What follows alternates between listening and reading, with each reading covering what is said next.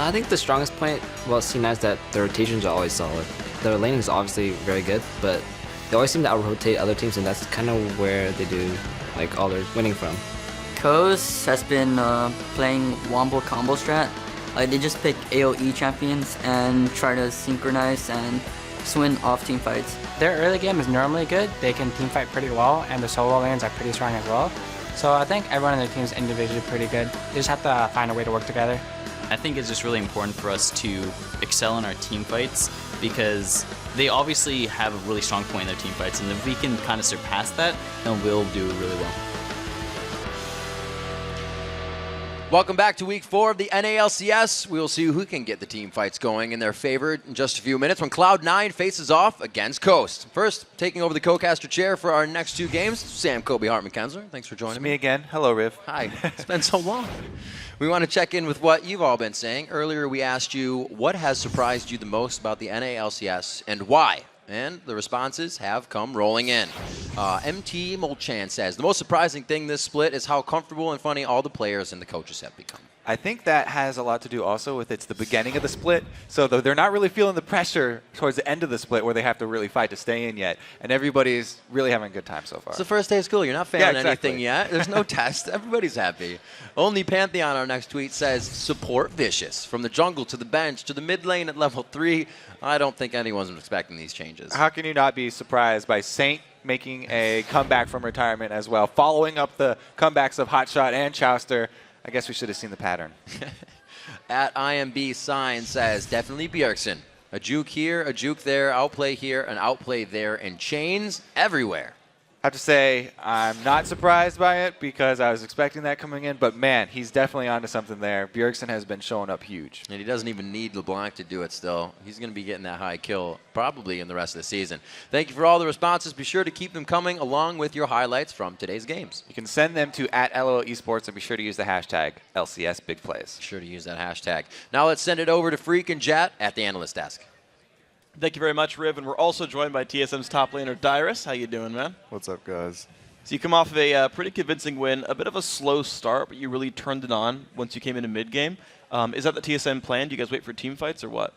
Well, personally, with the plan of Mundo, he has better late game. So we had poke from Mundo, and then we had our 2 engagers, our tanks, and then we had Turtle just out in his own world. Just way far back as Caitlyn. So then talk to me about sort of the top lane matchups then. So you versus Quas, Shyvana versus Mundo. He picked after you. You picked Mundo right at the beginning. How's that matchup go? So far for Mundo, you have like 0 killing pressure on Shyvana, but there are times where if you get enough cleavers in, you'll have control on him. And once you get 6 and you have Spirit Facade, it's really, really hard for Shyvana to kill Mundo, because if you don't kill Mundo after that initial burst from level 6 or level 11, then you're probably never going to kill him. But he did a really good job pushing me up, so I couldn't really use TP all of the time. I probably should have called for jungle help there. And then when I did, there was like no point because he just roamed on his own. So I was like, just Shyvana and Mundo, you just want to get to the late game. And this was your first game playing against Curse with St. Vicious playing as a support. Were you able to notice any differences in their play style versus the last time you played them now that they have a different lineup? It's hard for me to say, because it's only one. It's only one game, and I'm also on the opposite side of the map. From watching Saints games, I think he's been doing okay. There's been a mistake here and there, but that's just like natural for like coming back from retirement. I think he did pretty well on the support role. In that game, I didn't see anything like outstanding, but I noticed the difference in their play actually is they contested our red, but then I think they went a little bit too far and also contested our blue when I had TP. Now, if they had Mundo of TP, that would have been perfect for them. Like, they would have had all control there. But since I had Mundo, I had TP, that's where they went. They pushed their advantage a little bit too far, and then that turned on them, and we got a lot out of that. And that was one of the early points of the game where it changed. Yeah, so of course you had some really good early points as well. I want to get actually to a more mid-game team fight. About 20 minutes in, we have a replay if we can get that on your screen here. There's a big team fight around the river. If you want to take me through what happens here. Is this for Dragon? This is a very pivotal point in the game right here because Curse was on the Dragon. All right, so they're half HP and they are taking damage from Dragon, Kale ult, St. Vicious. I'm not sure about that. Saint was in a bad position too. Otto just gets the ult on Voyboy. Voyboy instantly dies, doesn't even use flash, I think. Yeah, he still has flash up, and then we just chase him down.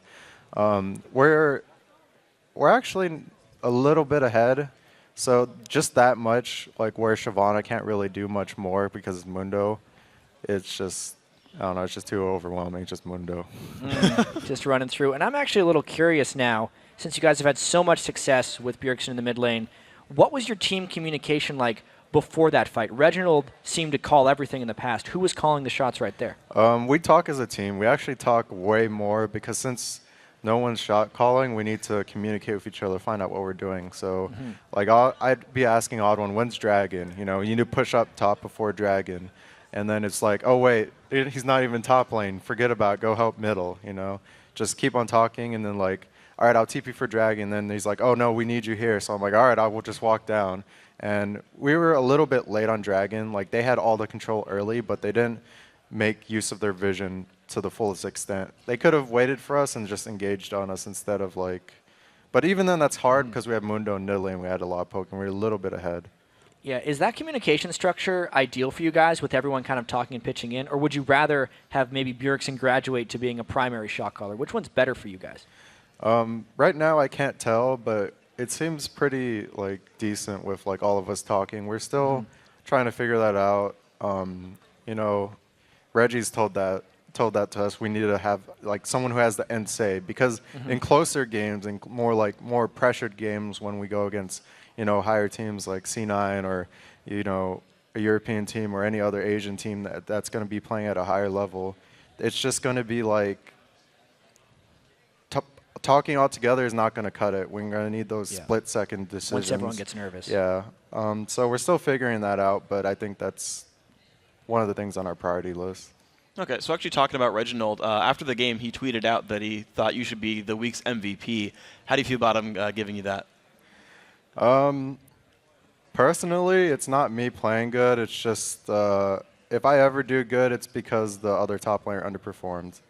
Really? That's no offense to Inox. Like I thought he did fine. He just like took 2 tower shots, and it's just I hate being the aggressor for top lane because I'm really bad at it.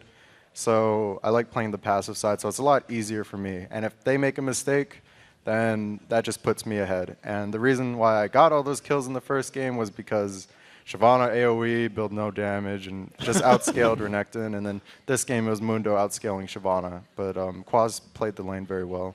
Okay. Well, of course, you did a very good job in these games. And now I got to say, last question of the day for you here. We've actually asked our audience what's the most surprising thing for them so far in the NA LCS season. Is there anything that surprised you here in the North American LCS Spring Split?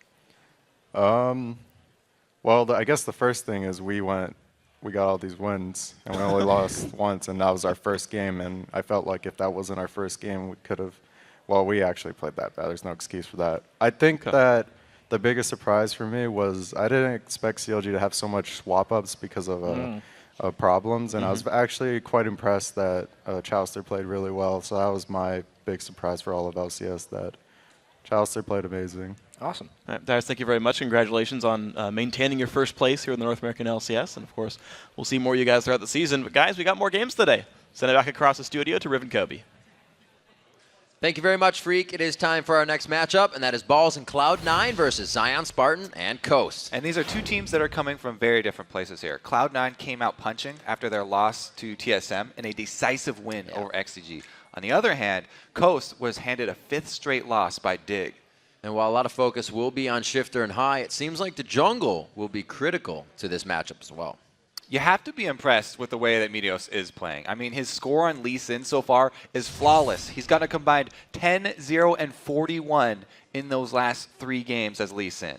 And then, on the other hand, you have Nintendo X, where his vision control and map presence just have been a little bit shaky lately. And he played Pantheon on Saturday, champion that you really need to have a good early start on. He was not able to get that. Right. So I think the whole team really is going to have to pitch in and ward better for them because, specifically against this matchup, Meteos has been starting in the opponent's jungle, and he's been invading very frequently, being backed up by High as well. Yeah, he lets himself in the front door frequently. If you give Meteos an inch, he'll take a foot. If you give him Lee Sin, he'll kick you with it. He continues to put up huge numbers for Cloud9, and today we take a closer look at what sets him apart. Meteos will play off MVP and considered by many to be one of the best, if not the best, jungler from North America. What makes me different? Meteos finding someone that he's having a fun, and Sneaky gets a kill with the ultimate there. He doesn't make mistakes, and I think that's what makes him different from other junglers. Throughout the entire game, he knows what he should be doing, and he's not going to be like questioning himself or like doing a gank that's not going to work very often. He'll know what to do. There's a really hard initiation. Going to the back line. He went for a hell of a ride there. Meteos is there. Last season, I was sort of known for having like a really farm-heavy jungle. He farmed a lot, and he became a monster and basically unkillable. That's why he got the nickname Unkillable and had such a high KDA. He became super strong in a short amount of time. The jungle kind of changed in Season 4, so it's not as good to do that anymore. Nowadays, we're trying new things. He's trying to become a super high-pressure early game jungler. He's trying to do a lot of ganks. He's trying to shut down their enemy jungler. Meteos is still, he doesn't even want his own jungle. He has taken over Curses. I have to have the best synergy with High, and it was kind of a rocky start when I first joined the team because me and him both had a very different view of what the jungler was supposed to do. I thought a jungler was supposed to pressure lanes and gank mid a lot, and then he's like basically telling me no. I started getting better because I started relying on my own skill rather than relying on his. Meteos also up and knocking him up, and Yellow's up very low. Oh, they can get it out. High's coming in the jungle, Since Meteos has a very good knowledge of when he will win like 2v2s and 3v3s, his gameplay is very safe in the fact that he'll come gank or counter gank when the other jungler comes and actually win these fights. On double lift to make it work. He is going to fall first. Lemon Nation almost just getting out. Tibbers is going to take a swing and scratch him down to size. Meteos can do reactionary plays, and he can also create plays. If he sees an opportunity to make plays, then he'll go for it. Meteos does go for the aggression first, but he repelled it. But Balls' Flame Spitter actually took that. It doesn't matter. They get first blood. By me putting out enough pressure, they're able to sort of do what they want without getting punished by the jungler. Sometimes it just comes down to messing with their jungler, just going into the jungle and fighting him to keep him from ganking my winning lane. We want to find them, we want to force the fight, we want to start a fight. Whatever we do, we try to do it first. Here comes Meteos, and they followed this one up. I think the single most important thing he does is like basically just doing the right thing. He's almost never doing the wrong thing. He kind of has morphed to be very relevant throughout the entire game. Eyes at the top here, though. It's 3v2 as Meteos gets a double kill. He doesn't waste any time, and I think that's the most important thing. He's good overall. Like, he knows how to do pretty much everything. If you want to get better, you really have to just put your ego aside and just learn from your mistakes. Never blame your teammates and just do your best. Well, having everything in mind as that kind of second nuance just happening without even thinking about it is really what makes the best player even better. I like his end sentiment too. Learning from your mistakes, you can always be learning something new. You can. Let's check out the starting lineups to see what's learned about this game. It's going to be blue side, Cloud9. The top lane is Balls, Meteos in the jungle, High and mid, Sneaky at 80 carry, Lemon Nation on support. Wow. And on the red side, it's Coast. Up top is Zion Spartan. Everybody's looking down at the floor here. I think there might be some action going on. Nintendo is going to be jungling though. Shifter is mid. Wiz Fusion on AD carry, and Daydream in supporting. Balls with that haircut. Sprouting some new look here. Everybody's trying to come in fresh this weekend. We're going to see what Cloud9 has for themselves coming in. Obviously, with that loss to Team Solo Mid, they want to get some more back in. They've already found one there, so really looking to get the gears going again. I don't think they're too worried, but Coast, they have not been having the greatest season. Always kind of lackluster in the beginning, and it usually takes a big change for them to find something that brings them back up. Yeah, and I think that a lot of the pressure is going to be focused on the jungle, especially this matchup here. As we said, Nintendo was having a little bit of trouble, and Meteos is the type of person to go straight at the weak link and try and force him into a position where he's uncomfortable and open him up to making mistakes that they can capitalize on. I really like the portion of, when he was talking about what he does in the jungle is, distracting the lanes, being chaotic, knowing that being in their jungle is going to do beneficial things for his team. We're going to see if he can get a champion like Lee Sin so he can jump around, do that chaoticness, and really be a nuisance to Coast this game inside their own jungle. Right, so the focus on jungle, plus also I think between these two, there's also a similar focus sort of on the bottom lane. So I think the first picks from Cloud9 will be either jungle or maybe support, because Lemon Nation has actually only played 2 champions so far, Thresh and Leona, and he's 5-0 on Thresh.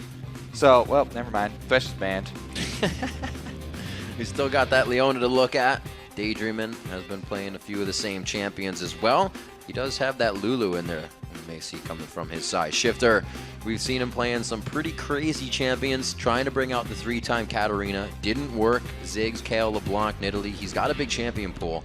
He's a factor for Coast. If he doesn't get going, the game becomes that much harder. Right, you can see that they don't spend target bans on the mid lane because his champion pool is so big. Right. The only thing is they take out Yasuo just because it's a strong champion at this moment. So they just want to get that one off the table and leave the mid lane as open as possible because High's champion pool isn't as ginormous as most of the other mid laners around. Right. So going to something very comfortable like LeBlanc, we've already seen so many times in the LCS how effective that champion is at steamrolling games. Yeah, that's going to be very big for High. You saw what happened earlier. We've seen what happened when Bjergsen gets it. LeBlanc is just too scary to let through unless you focus it. And we'll have to see if they put that strategy out. Maybe they don't want to focus it. Maybe they say, we'll avoid it. Avoiding her is hard, but yeah, they could try for that It'll route. be a task. Now, on Coast's side here, I like what they've done with the supports because banning out Thresh, as we said, you know, he's 5-0 on Thresh. You don't want to give Lemon that champion. But then taking Annie kind of dares him to go back to Leona because Annie can harass Leona very effectively in lane. All you have to do is start your Q instead of stun. So basically all you really give up is the early invade that you would want to do with that stun. Nobody does anymore. Exactly. You go with the Q and you go with the Doran's Ring, start spamming as soon as you get to lane, and you immediately get an advantage on her. And there's a big factor that Cloud9 always has coming in here. I mean, Renekton is out because Cloud9 focused it, but you still have Rumble, you still have, well, not Mundo to come out. The Shyvana is still lurking around. Actually, they leave that top lane for balls coming up to the last pick here. Sivir and Leona to be locked in. This will be the second Sivir play from Sneaky. Right, they take the dare, but you can see the potential that they have to shove a lane is ginormous. Yeah. I said that twice already. That's a good word, though. I like that one. Sivir plus Leona, because Leona helps shoving lanes because she often can go Targons, and she can execute the early ones, and then Sivir starts with the Ricochet, and she can start shoving at level 1 as well. So whatever lane that does go to, you know, it could be a switch, but even if it goes to the 2 versus 2, they can try and not start with Meteos and not help him on his first buff and try and get the early minion wave advantage. Zion Spartan and Wiz Fusion actually having a conversation right now about these picks that are happening. Shifter is going to be locking in the Wukong. We've seen Nintendo try his hand at that twice now, 0 for 2, but Wukong is a playmaking champion, so any given game you can get that win on him. And there's a lot of pressure when you play Wukong because his ultimate can be devastating if you get the good initiation. Right. But he is very susceptible to being kited. When you pop your ultimate, you're not immune to any CC, so if there's ranged slows or snares on the enemy team, they can render your entire ult ineffective by using those on you and just kiting backwards, which Cloud9 are very adept at doing. They've shown time and time again that they deal with area of effect teamfight comps extremely well, just by splitting up or using something like Spell Shield for Sivir, and then kiting backwards until it's time for the re-engage. That kite and fight to make it happen. Looks like they do have a little bit of re-engage back here, but really it looks like all forward from the get-go. This is the Zerg comp. I mean, the four bottom champions here from Cloud9 are what you want when you go for the crazy teamfight Sivir late game. This is speeding up Shyvana and Lee Sin and Leona. They've got long-range engage, and once they get you with any sort of stun, if Leona even slows with the Solar Flare, then you pop on the hunt and you chase somebody down because they won't be able to escape. Very color-coordinated team here from Cloud9. Soaking on the yellow. We'll see what Coast can have for the last pickup. Shifter, what are you looking for? He's reaching. Up. Ziggs still alive for him to play. Vagar being hovered over, 12 seconds on the clock. We're going to see what Shifter has for us. We have not seen this yet, and they are going to lock in the Syndra. We'll see if Coast can scatter some weak this game. Yeah, very high assassination potential from both of these mid laners. This is going to be a really, really interesting matchup here. It's all going to be about the skill shots. Can the chains land? Can the slows from Syndra land to set up her stun? Both of them at level 6 can easily 100% the other champion. All it takes is a little bit of a first step from the jungler, a little bit of intervention from either jungler, and they can easily get the mid lane rolling really quickly. So if let's take out the junglers for a second. How does this mid lane matchup work altogether. As I said, that one is, you got to walk on eggshells here. It's very high kill potential for both of them. LeBlanc, the reason he first picked that is because she is a very safe champion right now. You can save your distortion for the escape, escapes. You're going to lose out on a bit more CS, and you're going to lose out on harass. But if you do get put into a bad situation, then you are going to be able to play safe. A little if you bit more have safety. To. So Syndra, it's really going to be all about who can get that early harass down, who can get the lead building up before the junglers Gotta arrive. love outplay lanes. These guys looking to kill, maybe with a little bit of roam. But as the teams load into the game, let's check in with who you voted to take this next win. According to LOLesports.com, 92% of you think Cloud9 is going to come out on top. That's a pretty big percentage. I expected something like that because Cloud9 are a very, very high-rated team, and Coast currently at the bottom, plus what they're showing yesterday, 5th game in their loss streak. We've seen Coast do a lot of things towards the end of the season. Obviously, it'll be easier to start that momentum now, but they do it when it needs to be done. Zion Spartan usually coming out as a huge player in that category when the pressure is hit. He's like the Jordan of Coast. He hits the shots when they need to be hit. That's pretty much the classic Coast strategy is have Zion just get very strong and split push until late game. It's a similar thing here. Mundo pretty much always. Dyrus just went over this matchup. Yeah, so he did. Shyvana Mundo, everybody should know how this is going if you've ever watched before. We'll have to see. The thing in my mind here for the early game is still I have the question about the duo lane here from Leona and Sivir. Can they get their minion wave rolling forward quickly? And we'll see if Daydreamin has actually started with the stun or Q. And he went Q. So just as I said, I think he's going for the early harass on Lemon. As soon as they show up in lane, he'll try and chunk him down, just spamming out the Qs. And, even without going Dorian's Ring, it's still the same idea.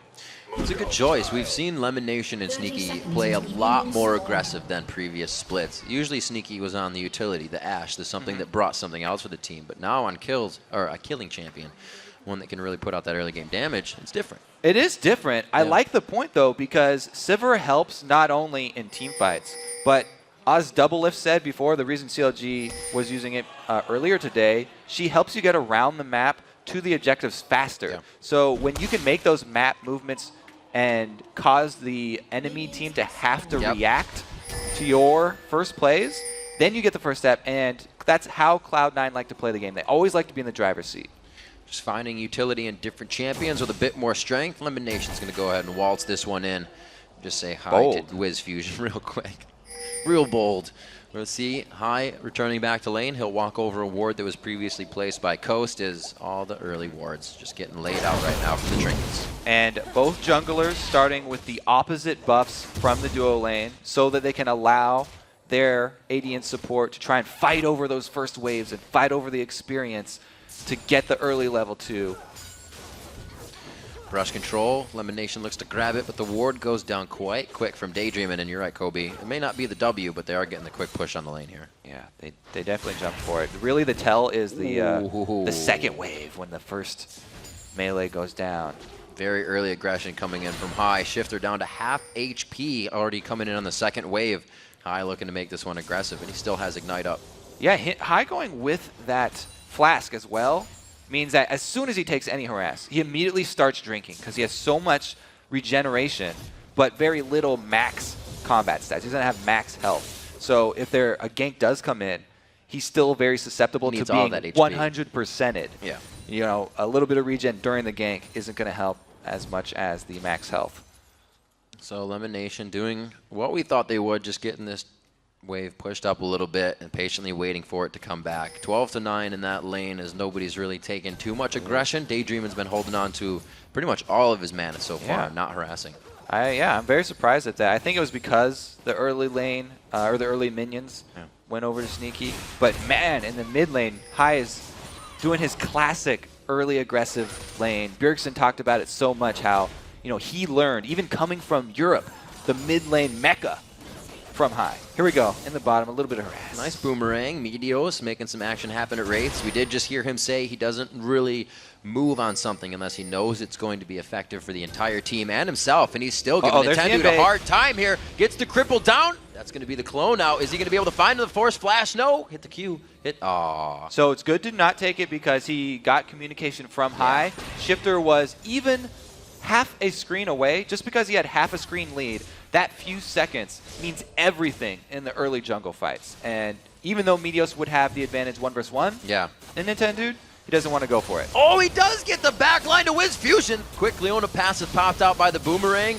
Doesn't add too much effective damage just yet, but they are winning this lane in trade so far. Yeah, and Lemon just now chugging one of his potions. He's still got an extra potion, so he's a potion up on Daydreamin' after these trades. They're both trying to drink back to full health, but a really early good job here for the Sivir Leona lane.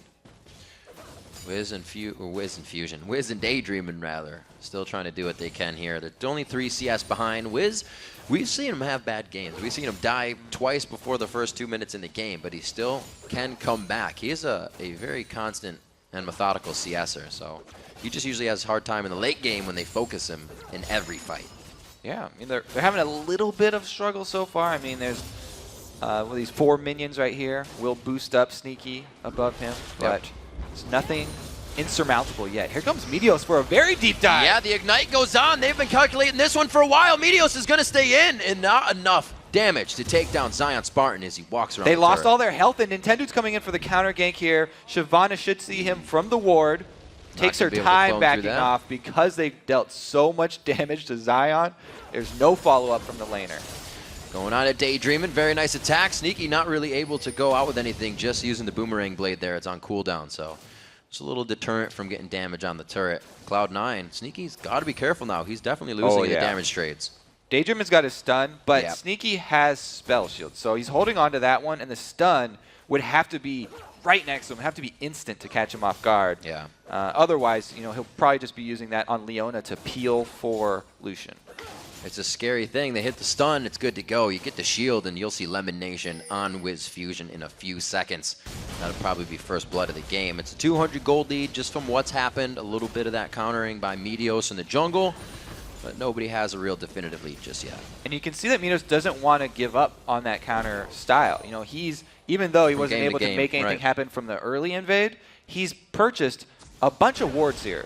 Pink and green wards, in addition to the trinket ward. So he's working on the vision to continue to control the map here against Nintendo, try and catch him out in a poor gank and turn it around. Lee Sin is amazing at counter ganking Wukong because he can reveal him with either of his 2 damage dealing spells. Meteos always happy to buy wards up. Like we said, he's got some 40 assists on his Lee Sin play right now, so he's ready to just get assist gold. He's not looking for that kill money to be super strong. He's ready to help the team. And the second thing that he's done, he's helped the team by placing that pink ward bottom. Even though he doesn't go for this gank, it makes Coast play defensively in the lane because they have no vision. They're blind right here. They have to constantly have this thought in the back of their mind that a Lee Sin could be attacking them at any moment. So he's just putting that fear into them until they see him on somewhere else on the map, which that ward in the top river may have done. Then they have to play defensively. It's a good rule of thumb. You should always consider that someone is in any brush that's not warded next to you. He's going to be going for the red here. Balls is going to come down to help, give a little bit of safety. And here, Kobe, you can even see, like you were talking about before, the countering in the jungle isn't just the jungler. Mid and top are moving to help. Yeah, I have pretty much talked about that all day yesterday, but it's still true. It's still a really big point. I'm glad that a lot of these teams are backing up their junglers because they definitely need it. Feels good, doesn't it? It does. Feel good for junglers around the world. 8 minutes on the clock. One for the home team. Let's see what Shifter can do. They're roaming a little bit. He did also come down there with Nintendo because they almost had a quick engage. The blue buff transfer over to high. He's already been having quite a nice, I'd say, not dangerous in the mid lane, safe mid lane. As we said, he was going to be keeping himself distance from Shifter. Yeah, I mean, it's not like they didn't try and harass each other. They were both trading pretty evenly. Because High was able to go with the flask, he was regenerating up very effectively. But the first roam really is the double gank.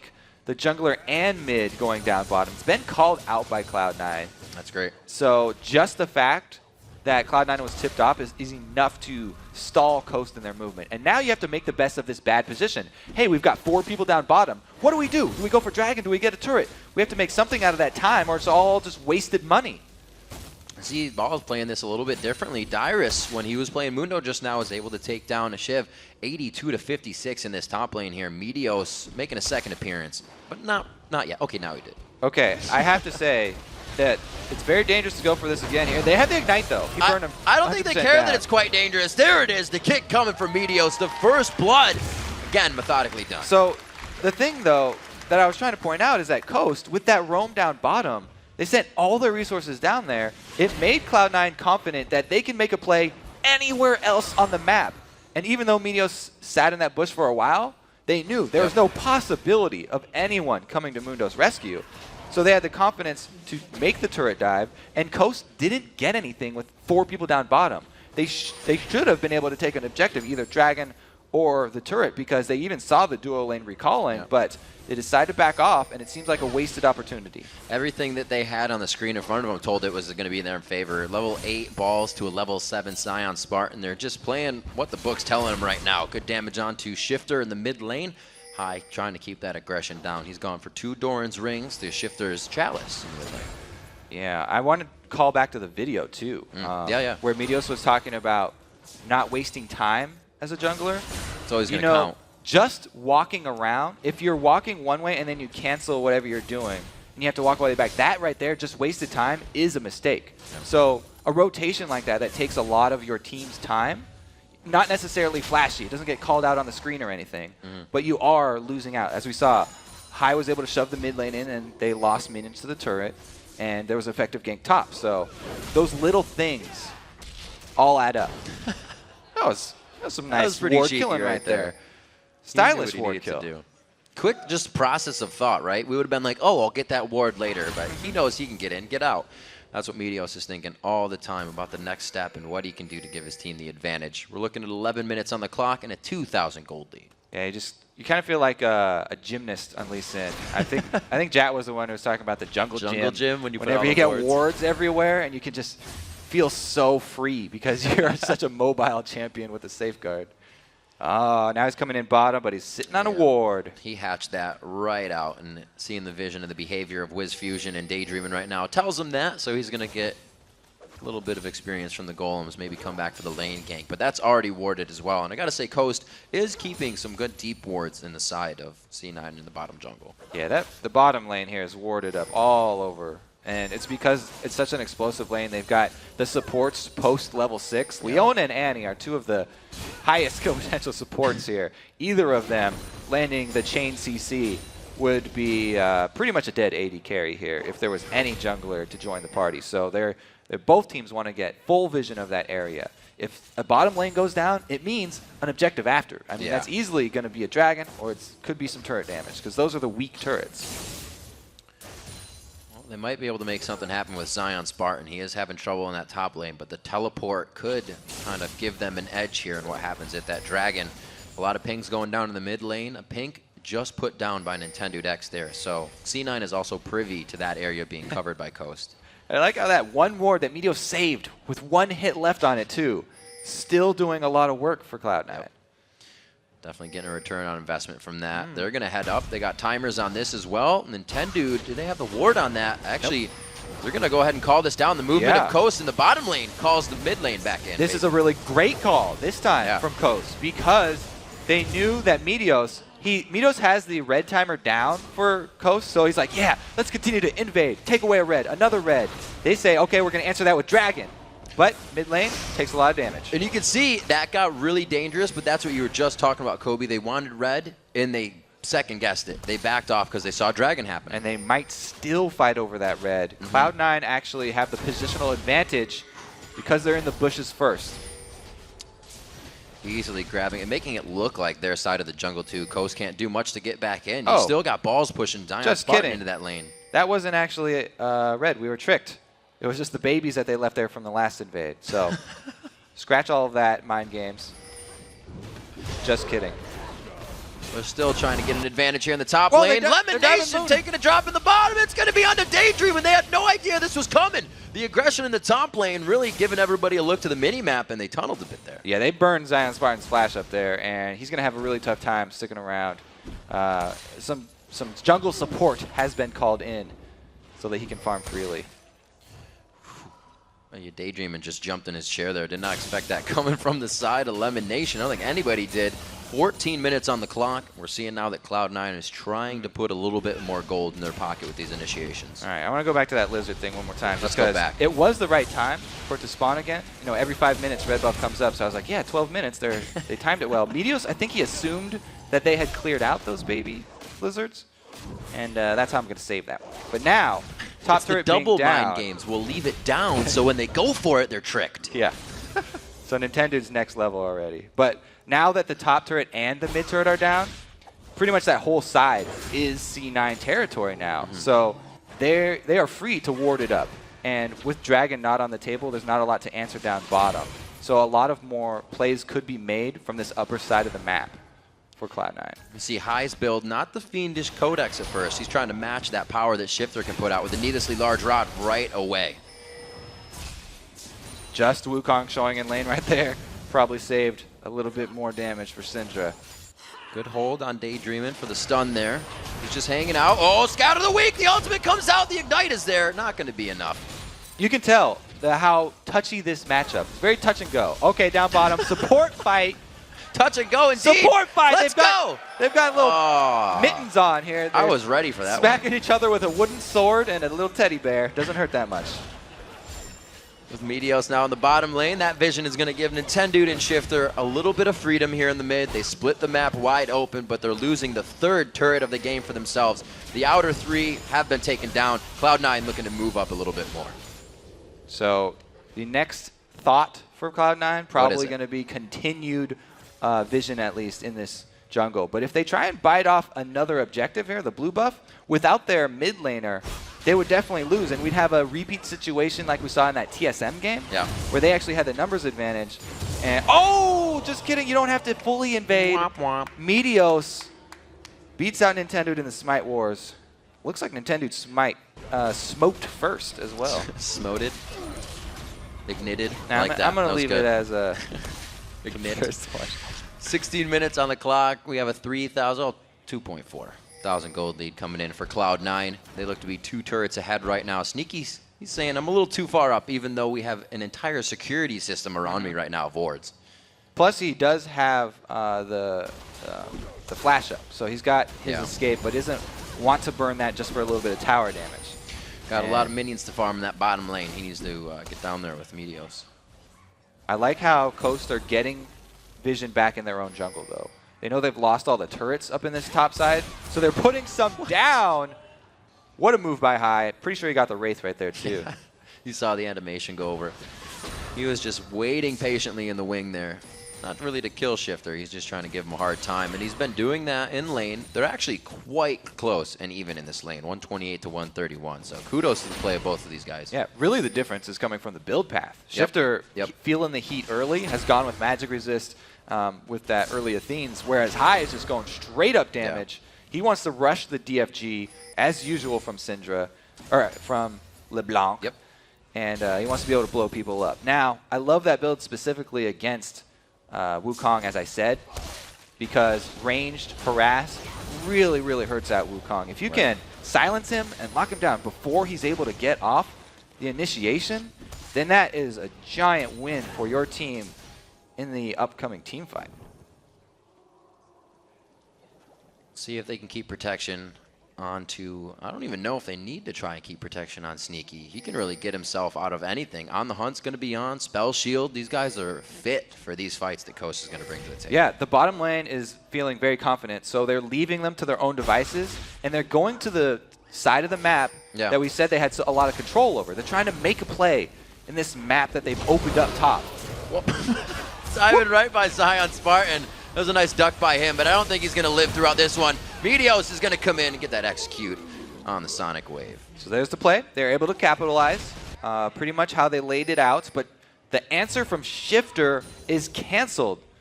Never mind. They reinitiate the call. A little bit of debate going on. Lemon Nation playing defensively, and they back off. So Cloud9 really giving and taking at the appropriate times. See, I feel like when Coast does this, they're a little bit lax in their engage. They do take it. They took a lot of damage there. One more member from Cloud9, and that's a full engage. They didn't waste their time this visit bottom, though. They were actually able to get the objective this time around and secure some gold for the team. So that's a little bit of an improvement. The only thing is they took so much harass doing it that they're going to give up the Dragon, even though they've got Wukong and the AoE ultimate is ready. They don't have the numbers around it. And it's a huge win here. Again, Cloud9 really running out in front with this one. And although that kind of show that, you know, Coast is kind of jumping before they think about where they're jumping, because wouldn't that have been better for Dragon and then that turret in the bottom lane possibly? So I like your little analogy there, because it seems like they're thinking on the fly with their plans, whereas before Cloud9 move, they make the call and they get everyone's buy-in for the call. Seems like Coast are making the call as they're moving. So it's interesting. You can sort of see the plays as they happen for Coast, whereas Cloud9 seem a little bit more premeditated. They have a good wave down in the mid lane, so Cloud9 taking this time to somewhat reset themselves here. They know they have the lead. They don't have to pressure anything too much, or at least Lemon Nation might want to. Here gets another Lemon Nation ward. getting deep, though. Yeah. Because they did such a good job with the vision, Nintendo doesn't know if there's one person there or 5 persons. Persons. There's a ton of them. It's going to be a party. It did take enough time. I like the fact that Lemon gets into an area like that and just patiently waits, and then you see the team just start to formulate around him. That almost became another good engagement for them, just because their vision is on the up and up, and Coast can't do much to sweep this out. Their sweepers are constantly down, and they haven't hit all the wards yet. All right, Coast are grouping up. They want their team fight now. They want to try. Ooh, Wukong took a lot of harass there. Yeah, no armor there yet. You can actually burst him down pretty easily when he does come in for his ulti. If they all focus him, you know, plus he's only level 10, so it's just the level 1 ulti right now. Very dangerous for Coast. And we come into this game saying Meteos has a really great Lee Sin play, and he's already 2-0-0 on this game. He's not looking to get the assist this time. He's looking to say, get on my back, I got a big enough backpack, and let's go. 21 minutes into this, Cloud9 complete control over Coast's blue. And really, Coast is losing having a jungle right now. Yeah, not only the top side of the map, but now bottom side is secured because they've put even more wards down and taking out that turret, really helping them suffocate this Coast team. They've already got them second-guessing themselves. Now it's just a matter of trying to pick off a member of Coast. Whereas Coast, they really want to make their move. Once they have Wukong and Annie hit level 11, that right there is the combo they want. Like, Coast are built all around that. The double AoE wombo. They're hoping it can hit. Just like Ball said in the beginning, Daydreaming in the backside, a beautiful solar flare stops Tibbers from really getting anywhere it needs to. When they get back on this, that turret should go down eventually. They really needed both to get anything here. And since one is already blown, the next team fight's going to be hard for them to hold. I mean, Mundo can teleport in, but you're still going to be fighting without Tibbers, so it's going to be all on Nintendo. He's got a really tough job here. Oh my gosh. There he goes. He hits High. High is in the backside. The clone stays in, but High gets a chain out, even still getting damaged. Zion Spartan teleports in. They're regrouping, and they beautifully just all slide against that side of the wall, get back into position to re-engage. Yeah, still to level 10, still very squishy. Not much of a chance there for the Monkey King, and Nintendo falls. Valiant effort, but it's going to be Cloud9 with a pretty easy siege of this turret now. 4,000 is the gold lead. Oh, nice scatter of the week, stopping the Dragon's Descent damage to come in. Shifter, though, gets cut down very fast. Meteos gets to the back line, his 3rd kill of the game, his 4th kill of the game, and the 2nd-tier turret in bot lane for Cloud9. And to add insult to injury, Lemon gets out with double-digit HP. They get 0 kills off of it, and Coast have probably been heartbroken right now. It's really, really tough to come back from a 5-0, right? See, we watch it one more time. Even though they knock balls out, Lemon, again with the engage, able to land it, and Meteos goes all the way in to finish off the kill. Talking about kicking him in the back of the head. Gosh. That one's going to take out the Doctor. And that passive auto attack. So close to killing him. And credit to Lemon Nation. His Thresh game yesterday was amazing. He was hitting hooks left and right. It might have been 13, 14 consecutive hooks in a row to keep the game going. And again, on Leona. They're the only 2 champions he's played this split, and there's a reason why. Yeah, very successful on both of them. Leona a little bit less so, but he's done a great job this time around. He's looking to fix that. Exactly, and he's also being a team player this time around. You can see he's got the aura for his team. going with it early. Yeah. I guess he just... See what he can do. Locket of the Iron Solari will be formulated out of that. Zion, Spartan, and Balls to go back to it in the top lane. Balls with a nice red buff taken down on him as well, so he'll be able to pretty much harass out Zion continuously, as it has been all game. 230 CS in that lane to 176. And Meteos did a great job to get Balls going in that top lane. He did. Balls is really having an easy time now because Siobhan at this point with the Blade of the Ruined King is able to do exactly what she wants with Mundo, shove him under the turret, but a 4 versus 4 fight mid is still hard to pull off because, as we said before, you need to combo those AoE ultis, and Cloud9 are so good at spreading out. I don't see Coast getting more than 2 people with either of those CCs. From the side, the scatter of the week, again, 2 for 2 on that one, but is it going to be enough this time? They are able to take down Nintendo. That Cyclone did just go off, but like you said, Kobe, without being tanky, it just goes down. Yep, they weren't able to land the combo, and Cloud9 walk away with not only with the snipe, but also the turret. It's getting pretty bad. They're bullying Coast off of pretty much everything here, and it's not. They're just, give me your lunch money. We're going to take it and get more. It just looks so grim right now for Coast, because if they venture anywhere outside of their base, this Cloud9 team, we already talked about their chase potential. It's unreal. We can even say the initiate between 2 turrets. They get the silence on Daydreamin for long enough that they can't combo it. The Tibbers with that with the Wukong ult, you know, even threw it down, but it still wasn't enough. Nintendo just gets blasted as soon as he gets inside. He's even gone more tanky than usual with most of the Wukong starting out that Lizard Elder. That is true. He's gone for a little bit more health, but man, he is just getting annihilated. Cloud9 has pretty much found their way in on this initiation. They get Shifter to use that scatter, get that stun down, and then it's Balls is perfectly fine. He's still in the fight with that burnout on, and that's when Leona can come in. That's when High feels safe to go in and not get shot down in a matter of seconds, because that is the result they're getting on Coast. 6-0. So far, this game is a kill shutout. They found 3 turrets. They were able to open up that front side of C9's map, but the journey, I don't think, is going to take them on that side of the map anytime soon. Yeah. I mean, they're currently on the blue side and taking away yet another blue. Yep. Meteos still hasn't died as well on Lee Sin, so this could be 4 games in a row if they're able to finish it out cleanly, where he does not drop a death. Unkillable, right? That was the nickname he was given towards the end of the split last season. Oh, Balls runs into 3 people here, and they're so scared because they don't have vision. Oh my gosh, they all 3v1, 4v1. Wiz is there as well, and they are going to have to back out. Balls just doing what he can, flexing the muscles, and it looks like Coast is running scared. I'd be running scared too. Like I said, their small amount of vision that they do have is going to delay Cloud9 a little bit on the Baron, but they still have a pretty easy team fight. All they have to do is lure Coast away from a turret, and they can easily chase someone down. And on the hunt, even before the fight starts, could enable Leona to get in range just to throw off the solar flare and tag somebody. Right, they have so many options to just get into the fight, back in. We thought they'd be kiting a little bit of this, but they are so really ahead. close to the bush. Ooh. That was close. Felt that one. Pretty much. Winced a little for Yeah, them. pretty much the rest of the game is going to be like that for Coast. They're all feeling very tense. Every moment they get close to a bush is going to be, is somebody in the bush waiting for me? Because they can't check these bushes leading up to Baron without a scrying orb. Oh, the small heart attack, small heart attack. Leona elimination onto Daydream, and that is a perfect initiation. I haven't seen that Bear Tibbers for a long time. No, and she's probably sad about that too. Yeah. Missing her plushie. High and Lemon doing a pretty good job. 2-man squad here. Lemon goes in alone though.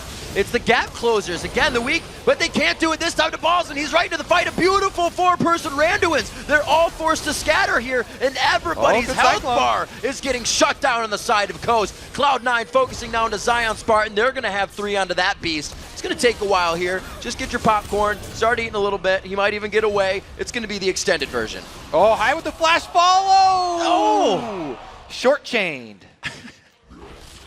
Very good fight trying to come in there. 2 did go down for Coast. All right, that means a Baron still, though. I mean, they did come out ahead.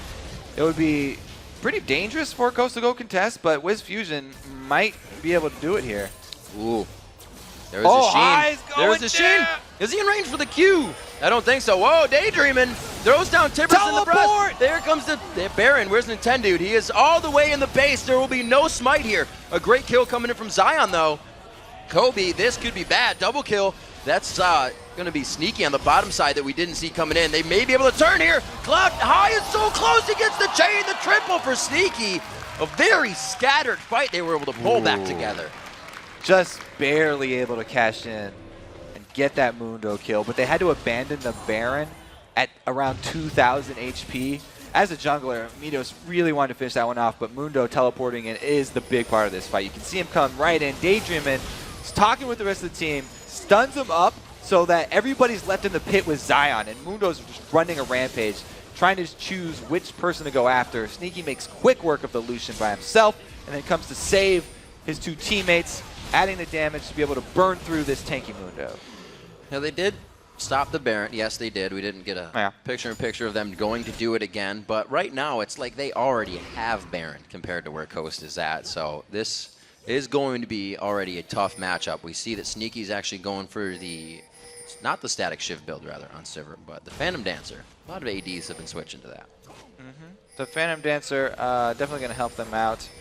Add even more mobility to him so that he can get from one side to the other of the fight. And I think the focus here for the items is going to be on vision for Cloud9.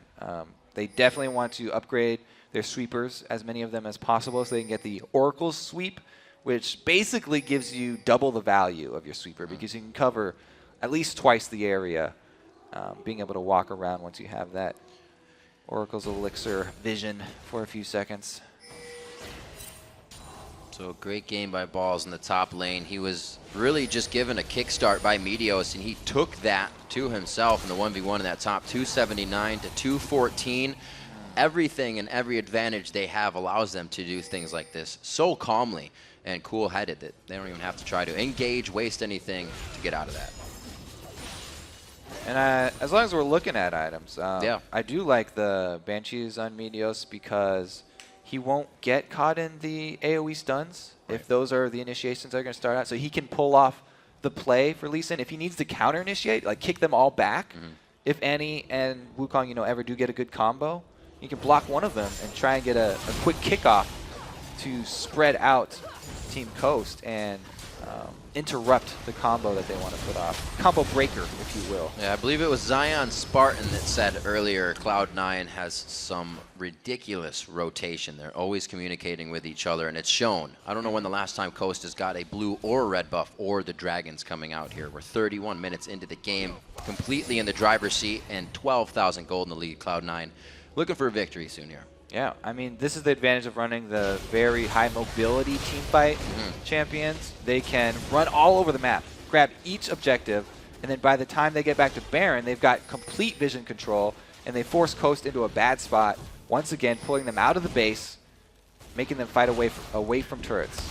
Slowly working on Baron. They're saying, come on into the pit. The water's warm. It's completely safe. We want to party. Lemon Nation says, actually, we'll bring it to you. They bring on the hunt. Talisman of Ascension possibly on. I don't think Lemon actually has it. Nintendude, very nice Cyclone, but who's it going to kill on this one? He's only dealing damage to multiple people. There's nobody to finish these kills off. In the end, for the Squishies, a good kill by Wiz Fusion to get himself the Retribution kill. The double kill for Balls. And Kobe, it's just a massacre again. They used both the Tibbers and the Cyclone only on Sneaky. Both of those AoEs just trying to take out the AD carry. Meanwhile, the rest of the Cloud9 just run rampant through the back line of Coast, and they decimate them, easily turning into the base now. Pretty decisive win here for Cloud9. Meteos going in for first lead death. He was gladly doing that for his team, and they're going to go ahead and go around the horn here, possibly getting the top tier turret as well. And this base is being opened like a Christmas present right now, and Cloud9 is loving what's inside. That's a good point, though. Meteos did scuff up his Lee Sin record. He did. Coast are able to scratch him, at least. 58,000. That's 16,000 gold lead coming in. 8-3 in turrets. 11 are on your side of Summoner's Rift, so that leaves the bottom and the Nexus turret. Here's so the fight. Yeah, let's watch the dive, because early on the hunt enables the rest of Cloud9. They all dive except for Lemon. As we said, Wukong's still susceptible to CC during a Cyclone. Lemon able to keep him off Sneaky just long enough, even though the Tibbers and Cyclone are used on him. They keep him alive for long enough, and they're able to just decimate the back line of Coast. Getting some great support fights this game. They're going toe-to-toe quite a bit here. We are about 34 minutes into this matchup. Cloud9 methodically, surgically removing Coast from every fight, every objective control that they try to put back in their favor. And it looks like Cloud9 is really back on track to what they were doing in the spring split. Or I could say the summer split. And they're still playing the Baron dance here with 2 inhibitors down. If Coast leave the base, then they lose out on much more than just minions. This is big. That's like Baron on Baron on Baron right now for Cloud9. So far ahead, 16,000. And it looks like they're going to pressure down onto this bottom turret. There's nothing to push in the mid or in the top. Let's see what they can do in this bottom lane. The wards are still trying to be put down by Coast, but they're only fighting in their base right now. It's just to let them know that Cloud9 is coming. Yeah, it's going to be a tower dive coming. Straight to your face. Balls is going to start this one off. He's got plenty of armor to tank up this turret. They don't have to dive. They can easily just wait outside the turret and let super minions push in. But I don't even feel like Cloud9 have to wait for that at this point in the game. If they get a good solar flare, they'll probably just jump on it. And all they have to do is keep in mind that they're spreading out. As long as they spread out and avoid multiple people getting locked down, should be a pretty easy execution. They didn't even knock, and they're in the front door. Nintendo is not going to be able to Cyclone this time. No, he does get out on the clone, but again, taken down instantly. Not enough tank to be built in that game. Cloud9 has not given Coast the time to respond to pretty much anything here. From the fountain back into the fight, that's where they're finding safety. Balls lives just in the end. Oh, no! He suicides himself into the turret. Shifter gets the kill there, but I think it's too little too late. The Nexus looks to be going down, and they're going to be going for it with the kills. Shifter lives, though. Can go back to the fountain and heal up. So many minions on the Nexus, though. Meteos, there we go. Everybody's able to get the last few shots in. There's the man on your screen. He does get a death this game, but he still carries his team to victory. Man, that was a very, very good showing from Cloud9. They pretty much got everything that they wanted from the early game. Even though the early invade from Meteos wasn't successful, the first one, I know he had to back off. They didn't let up. They didn't let up on the plant, and they went back to that red side jungle over and over again. They dove top lane twice. It was in twos this game. If it doesn't work the first, we'll give it a 2. If not, we'll move to something else. Try again. Yeah, they stayed away from the Annie. They were not like, we're diving the Tibber is not what we want to do. Even with Lee Sin being able to get in and out, they know exactly what they needed to focus. Meteos was in the top lane when he knew he could get a kill. And it really snowballed balls so much in that lane. We saw almost coming up to 298, almost hit 300 CS, but it was 241 in that other lane for Zion Spartan. So we've seen, Yadira said, you know, I outscaled Shyvana on Mundo that game, but it's really comes down to the player behind the champion. Right, Cloud9 played to their advantages. There's the graph of the Shyvana and Mundo. Like Shyvana starts up here, Mundo starts down here, and they slowly go like this. If Cloud9 fights all in this side of the time zone here, then Mundo never gets to that point. They get him behind on gold early, and we see exactly what happened there where Balls is able to continuously draw so much attention up to the top lane. And he's got backup. Even if you go there, Meteos is constantly in that jungle invading, and High is very quick to answer the rotations as well. Coast has been trying things themselves. Nothing is coming around, though. What do you look at this point in time when that's the case? I think that they do need to have a better laid out early game plan, you know, before they step into the game. Some of the rotations, like we talked about, it seemed like they were kind of making audible calls in the game. On the fly, right when it's happening. Maybe if they set up a couple more preset plays, like say, hey, we're going to go with blue 2, everybody dragon now, or something Eagle like Eye 41, go! And that's the bottom turret. Unfortunately, not the dragon. We got to take a quick break right now. When we come back, Meteos steps out of the jungle and into the studio to talk with Freak and Chat. And then we'll dive into our final LCS game of the day when Benny and XDG face off against Cruiser and Team Dignitas. Don't go anywhere.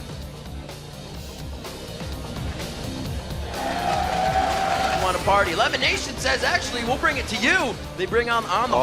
Talisman of Ascension possibly on. I don't think Lemon actually has it. Nintendude, very nice Cyclone, but who's it going to kill on this one? He's only dealing damage to multiple people. There's nobody to finish these kills off. In the end, for the Squishies, a good kill by Wiz Fusion to get himself the Retribution kill.